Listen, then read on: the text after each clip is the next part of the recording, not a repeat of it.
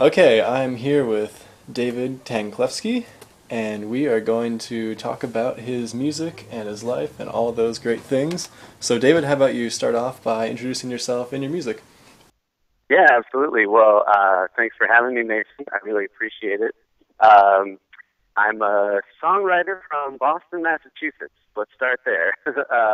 Grew up in the Boston area and had years of experience playing with some of my best friends in a band called Grimace. Um, we started when I was in middle school. We were like trying to play jazz music, and that worked for for a while, and then we all kind of realized we didn't want to devote our lives to being jazz musicians, and we'd always loved folk music and rock and roll. So I started writing more and more songs, and that band survived through college. And after that, I kind of went off on my own, moved to Brooklyn, New York, and was there for about 3 years, playing guitar in other people's bands and playing my own music. And started working on this album about a year and a half ago, and finished it I think in February, and it came out in April, and now I've just been on the road a little bit, did about week's worth of shows on the East Coast, which were just really great, and then coming out west next week. So it's just been a long process for me of like writing songs and sort of organically getting them out there and sharing them with people, and slowly allowing an audience to develop over years at this point. So it's been cool. Nice to have the album out. Very cool. Sounds like you've had a good journey so far. Yeah, yeah. So, about your music, who would you say are your biggest influences when it comes to your music? Well, I would say that as a songwriter, I've always loved people who have a great sense of melody and also an interesting sense of rhythm. And I think those two ideas are pretty paramount in my songwriting. Like, I love Paul Simon. He is kind of just the top of the mountain to me. Just an unbelievable songwriter who's always doing innovative things. I'm pretty influenced by like certain aspects of African music. My friends and I took a trip to Kenya about 3 years ago and made a record with a group of AIDS orphans in the western part of Kenya. So I kind of got interested in like African rhythms, and like obviously in terms of Western musicians, Paul Simon was one of the ones to kind of bring that to the ears of people in the West. So that's all kind of in there for sure. And then I love a lot of indie music and sort of indie folk songwriters. I love Mason Jennings and an Oregon lady, Laura Veers, I think is amazing. A lot of female songwriters, I think, too. Like, I love Joni Mitchell, really into, like, Laura Veers recently. And then I would say also, on this record, I don't know if people really could pick up on the influence, but I'm definitely influenced by, like, I would say louder music. Like, loved a lot of punk rock. I grew up listening to some bands, sort of in the hardcore punk scene, like Piebald, and a band called Hot Rod Circuit. More recently, there's a band called Titus Andronicus from New Jersey that I love. Yeah, And, they're good. yeah, those guys are great. So I'm not sure my music is like directly influenced by that, but I love listening to like loud music and sort of hearing some of the melodies and lyrics happening underneath that music, and then kind of like allowing myself to be influenced by that. So when I've been playing live, I've definitely been covering some of those. Like I covered Titus Andronicus a little bit, and definitely put my own spin on it. I just think there's great songwriting beneath those songs. So it's kind of a rambling answer, but definitely those things are all influences for sure. Very cool. Very cool. It's good to have that wide base of influences in your music. Yeah, I try to cast a pretty wide net. I don't turn anything away just off the top. Awesome. So, if you could collaborate with any musician, dead or alive, on a song, who would you choose? Wow, that is a great question. Who would I collaborate with? I would say I feel like I've been lucky to actually collaborate with a few of the musicians that I've always loved. There's a band called the Bar Brothers. I don't know if you're familiar. It sounds like you might be familiar with those guys. You know the Bar Brothers or the Slips? I don't think so. I think they've played out in the Portland area a few times, but that's a great kind of folk band that has some improvisational elements. And I've gotten to collaborate a little bit just through the recording process with their guitar player, who's named Brad Barr, who is incredible. But looking at the bigger picture, definitely the aforementioned Paul Simon. I would say I would love to collaborate with like some of the like funk musicians of the '70s, like the Meters. I love the Meters, and maybe the Talking Heads. How about that? Very cool. Very cool. Yeah. So have them call me if they're around. Yeah, definitely. All right. So, other than music, what do you like to do in your spare time? Well, I have a couple of pretty varied interests. My day job, which has been nice enough to kind of let me go off on my own a little bit and pursue music. I'm a radio broadcaster in the Boston area, so I do like news updates for a bunch of different stations, basically in the Northeast, but some are all around the country. I've always loved radio. I actually spent a couple of years as a play-by-play announcer in minor league baseball. I've always been a big baseball fan. So baseball is still a huge interest of mine. I love sports. I love broadcasting. And then I do some freelance writing and a little bit of creative writing for a few different websites. But definitely, like, those creative pursuits have always been up my alley. And music, like, sometimes I think people feel like, you know, oh, you like music, then you must not be that into sports, or you must not be that into these other aspects of life, which I find to be kind of funny. Because to me, they're all creative interests. I guess the thing that ties together all of my extracurricular interests outside of music is that they don't pay very much money, including music, I would say. But yeah, those are all interests. I love radio, I love baseball, and to me, like, just the element of storytelling is kind of prevalent in all of them. And I've always been a pretty, I don't know, I'd say like a pretty verbal communicator. So for me, music is an extension of the communication that I do in my job or just in life, as opposed to like being a more introverted person or like a more introverted artist who really says everything in his songs. I think the things that I've enjoyed doing over the years are just natural outgrowths of my creative, pursuit of music. Awesome. Very cool. Yeah. So well-rounded in interest and well-rounded in music taste. Sounds good. Yeah. All right, so when you're writing your lyrics for your songs, what do you base it off of? Is it personal experience and thoughts, or other outside things like movies, or what? Yeah, I would say a lot of it is definitely based on personal experience, although I try to follow the path of a lot of the songwriters that I've liked who will talk about personal experience, but kind of do it in a universal way, and kind of throw some curveballs at the audience, so you're not quite sure if the narrator is talking about something that really actually happened in their life, or if they're describing a more universal truth. And I've noticed, with this album, a lot of the songs I started writing maybe 4 or 5 years ago, a couple of them were years old.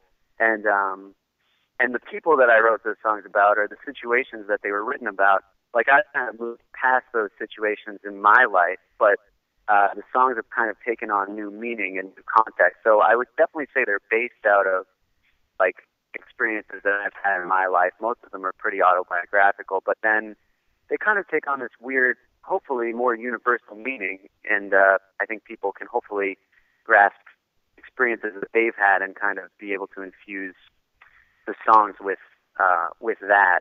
And I definitely would say there's a couple of songs that came out on the record that the process was pretty, it happened really fast. There's definitely songs that I'll sit down and in a half hour or an hour, like, they're just done. Lyrics are there, and like, feel like I almost didn't have that much of a part in it. Like, it just came through me, and I was lucky enough to, like, be there to capture this song that was sort of given to me from somewhere else.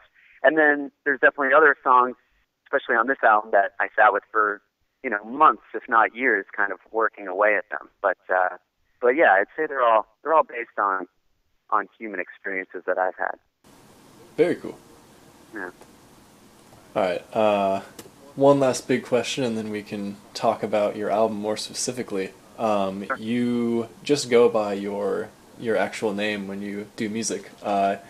If you were to decide on a different name, like an actual band name, do you have any ideas? I haven't really. For a while, I was just going by my last name, which is Tanklefsky. I found that was kind of a way to, like, maybe, hide a little bit of my identity behind a bigger name for a project. And it is a band. I mean, this tour that I'm doing of the West Coast will be solo, but I do play with a band a lot, so it definitely could be a band name. But my feeling was that when I finished these tunes, that there was so much a part of me. When I play live, I really don't feel like I'm putting on any airs. It's kind of just me sharing as much of myself as I can. So it just seemed natural to stick with my name. But I'm not averse to kind of having a band name at some point if everyone kind of jumps on board and we want to give it a different sort of, give an audience a different kind of take on it. But for now, I think it's just me. It's kind of too much a part of me to be able to separate it out and like have a name for it, you know? Yeah. But I was in a band for a little while called Post Panda, as in after the panda. Right. I thought that was kind of a cool band name, so I don't know, maybe we can survive that. Yeah, never know. Yeah. All right, so the new record. Is there a song on it that you feel personally connected to on like a deeper level, like your favorite song, or it means a lot to you? Well, I would say that the first song is a song called Fools, and that's one of those songs that I was describing that literally just kind of like, I don't know, it just came to me. A lot of this record was written while a person that I was in a relationship with was really far away, like living in another country for almost a year of time. And she had just left, and that song kind of like came fully formed. To me, it has a lot to do with like the things that we give up in ourselves for love, and the things that we give up in ourselves a little bit for another person. And that kind of resonated with me throughout that whole year of the recording process. It's also kind of, it was like a special song because I'd written a lot of the record, but wasn't sure what the first song was going to be, and was still kind of like thinking that I needed a real like statement to describe the rest of the album. And nothing that I'd written so far felt like the appropriate like introduction to the album. And then that song just kind of arrived with the words and the melody kind of fully formed. So I'd say that one is definitely a special one. And then there's two songs that I think have a little bit of a more electronic feel. There's one called The Cheap Seat, and there's one called The Lucky One. And those are both, I think, pretty meaningful to me, just in sort of like a evolution type of way. They're pretty electronic based. They've got some like electronic beats going on, and hopefully that's indicative of like where I'm heading musically. Kind of hopefully a bridging of like strong folk music, but also some electronic elements. So I'd say those three are like at the moment those are big ones that stand out to me. Oh, there's also the last song is called River. Now I'm naming every song. The last one is called River. And at the very end of that song is a phone message that my friend Bill left for me about 3 or 4 years ago. And that one has a lot of meaning, too, because that message, I hope, sums up, like, in totality what the album was all about. He's kind of talking about a lot of, like, things having to do with inner strength and having your own identity and maintaining that identity in the face of adversity. So I thought that all had to do with the idea of be brave. So that one certainly means a lot, too. I didn't name all of them, did I? I don't think so. Not quite. Maybe just most, yeah.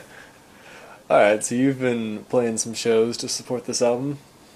Yeah, started right when the album came out last month and did a couple of shows with the full band, all the guys who played on the record. We had some great CD release shows in Brooklyn and Boston, and then I did about a week down the East Coast playing solo, which is me with a couple of guitars and a ukulele and then some beats that I've programmed into my computer. And and those were really fun. Those were a little bit more intimate. And then heading out to the West Coast, leaving Sunday morning, and then I'll be out there for a week playing. I think I'm playing 4 shows. I didn't quite realize that the West Coast is so spread out. Or I knew it, but it wasn't an impediment. And I just booked all these shows kind of one after the other, and then realized a couple weeks ago that I was going to have to get from point A to point B. So that'll be an interesting an interesting adventure as well. Yeah, lots of driving between big cities, that's for sure. Yeah, exactly. So have you ever been to Portland before? I have. I've been there a couple times. My old band Grimace played, I think we played Mississippi Pizza, and I want to say we played Slab Town. That was a good 4 or 5 years ago. And then I spent a little time there 2 summers ago for a friend's wedding. 2 of the guys from Grimace lived in Portland for a couple years, guys that I grew up with in Massachusetts, and lived out there. So we met a really good community of people who have been really supportive. And it's always really nice to be back there. So I will be there, I guess, on Monday night. Yeah, looking forward to it. Awesome. We can't wait to have you back. Yeah, thanks, man. Well, those are the questions I have, unless you want to put any last plug for you or your album. Sure. Well, the album is called Be Brave. It's out online now and wherever fine music is sold. You could pick one up at the shows next week. I'm going to be at Sam Bond's in Eugene on Sunday night. That's May 18th. And then the 19th in Portland, I'm just playing a house show at a friend's house, which was actually just featured in the New York Times. I have a friend who built a little house next to his real house. So we're going to do it there. The Times just did an article, I think, on kind of unique houses in the Pacific Northwest. So it's actually at that house, and it's going to be pretty small, but everyone's welcome to come. I'll have some CDs there. It starts early. It's 6:30 on Monday night, the 19th. And I would say there is a Facebook page for it. I'm hesitant to give out the address just in case we get scores and scores of people, but I would say if people want to come, they're more than welcome, and they can find out where it is by sending an email to davidtanklefskymusic@gmail.com, and I will get back to them right away, or my friend will get back to them, and we'll definitely let you know where it's happening. It's in Northeast Portland, and it's from 6:30 to 9 o'clock, and just shoot me an email, and we'll get you over there. Awesome. I will do my best to come by and check it out as well. Yeah, you are more than welcome, Mason, and I really appreciate it. It's nice talking to you. Yeah, thanks for hanging out. Absolutely.